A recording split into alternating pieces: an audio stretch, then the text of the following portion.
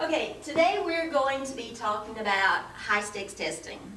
We're going to be attempting to understand the data, understand the numbers, and understand what is better happening at Pillins Middle School. We are going to do that by looking at a score report presentation, and that is going to be on the ACT Aspire, which is given to students at Pillins Middle School, grades 6 through 8, and it's given to them every year. Okay, first, what is the ACT Aspire? It is a test that is given in grades 3 through 8 and then again in 10th grade. It is designed to assess student readiness in English, math, reading, science, and writing. It is linked to Common Core standards and career readiness, and it allows tracking for student progress. One of the biggest advantages is that it allows preparation for the ACT. It is set up a lot alike the ACT, and we know how important that is for high school kids. So it is seen as preparation for the ACT, and when kids get in high school, there's a lot riding on an ACT score. So this is seen as a good warm-up from the time they're third graders. Okay, scoring the ACT. The ACT Aspire is set up on a range between 400 and 460. Okay? It is not the same for each grade level, and it is not the same for each subject. But somewhere between 400 and 460 is the score that a child will receive in each subject. There are 4 levels of scoring. The students who score in the first level are in need of support. The students who are in level number 2 are close to the standards but not quite there yet. Level 3, they're ready to go. They've met the standards.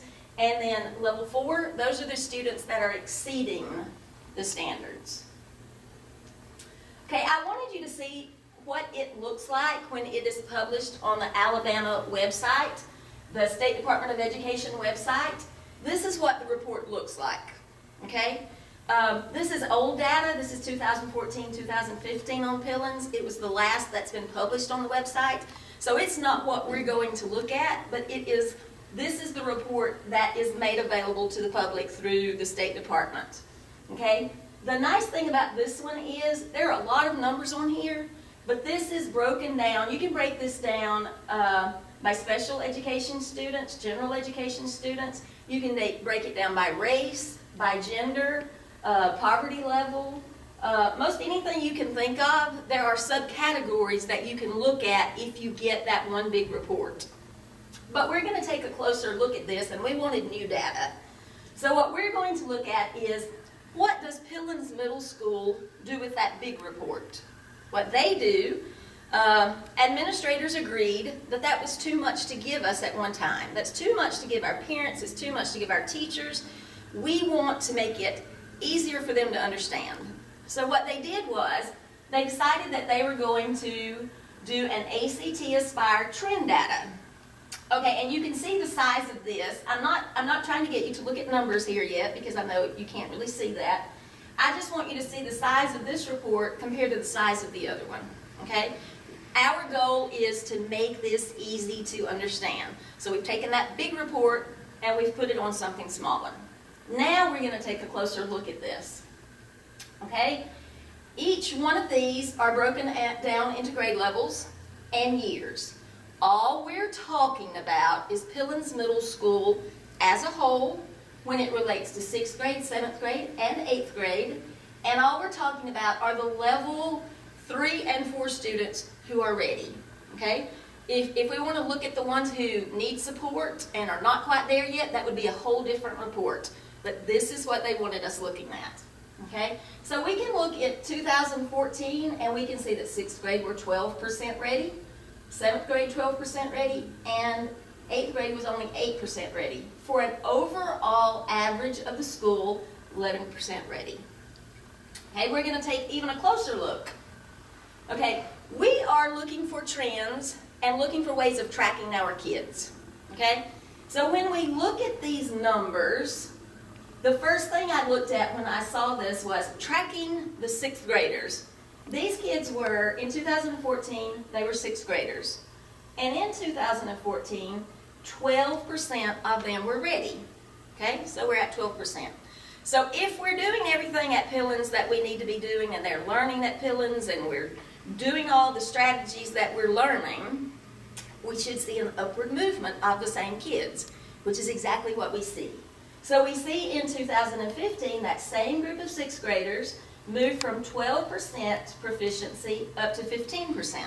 Okay, so they jumped 3%. Pretty good jump, but not as good as the jump that same group of kids made from 6th grade to 8th grade. Okay, so from 2015 to 2016, they jumped from 15% ready up to 26%. So what that shows us is when they started out as 6th graders, they came into us 12% of them ready. But by the time they left us, 26% of them were ready as far as reading goes. Okay? So we made great gains, great needs for celebration. And the same thing that you're doing right here, that we're doing right here with these classes, like these 6th graders, tracking them, you can do that with your own students. You can do that with your own son or with your own daughter. You can track them, how they did in 6th grade, how they did in 7th grade, and then how they did it in 8th grade. Okay? The one question that we have, though, is the future of the ACT.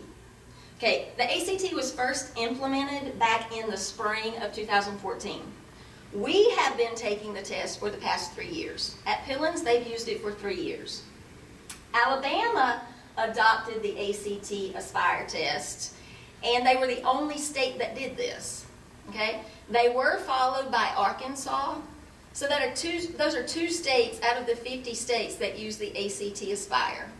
Okay, and one of the first things that when Michael Sentence became the state superintendent, now he's the former state superintendent, but when he became the state superintendent, one of his first questions, the first things he brought up was the alignment question of the ACT Aspire. He said, okay, is it testing what we're teaching in school? And because those things started to be questioned, they are seeking a waiver now, presently, so we're on hold. And as of this year, for the first time, we are not taking the ACT Aspire. So we're paused. But whether we take the ACT Aspire or not, you can bet that whatever we're doing is going to have data. We're going to have to understand it. We're going to have to look at the numbers. And we're going to have to understand it like the administration and the teachers on a school level. But you as parents, and you're going to have to understand it like on your child's level. How am I seeing if they're learning from 6th grade? Are they learning more in 7th grade and more in 8th grade? I want to see an upward movement so I can know that they're going to school and they're learning. So no matter what testing there's going to be, you can count on the fact that we're going to need to understand the data. Okay, and in summation, there's going to be some kind of federal accountability. I think there are 30 states now that do state-level testing, and so that is a possibility. Right now, anything is a possibility. But there is going to be some sort of accountability. And like I said, it's going to have numbers, it's going to have data, and it's going to have things that we need to understand. This year, we're going to be using the Scantron series. And much like the other, it's still relying on numbers. And it's still something that we need to understand. So looking at these numbers and looking at them more closely will help you understand whatever kind of test it is. Is my child progressing the way I need to see that they are progressing? Okay? Any questions? Anybody have anything they want to say? Yeah. Do you think you could stay after and go over some specific examples with me of the data? Great. We'll look at those numbers so you can track those kids, and we'll look at that. Thank you. Okay? Thank you so much for being here.